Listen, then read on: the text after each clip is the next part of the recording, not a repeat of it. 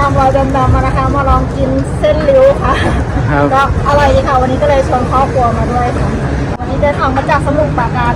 เพื่อที่จะมาร้านนี้ตามรอยดำๆมาโดยเฉพาะเลยค่ะครับขอบคุณครับแบมใช่ค่ะเป็นแฟนคลับก็เซเว่นค่ะก็ซื้อค่ะแล้วมาทานร้านนี้เป็นไงบ้างตามรอยแบมตามรอยน้องแบม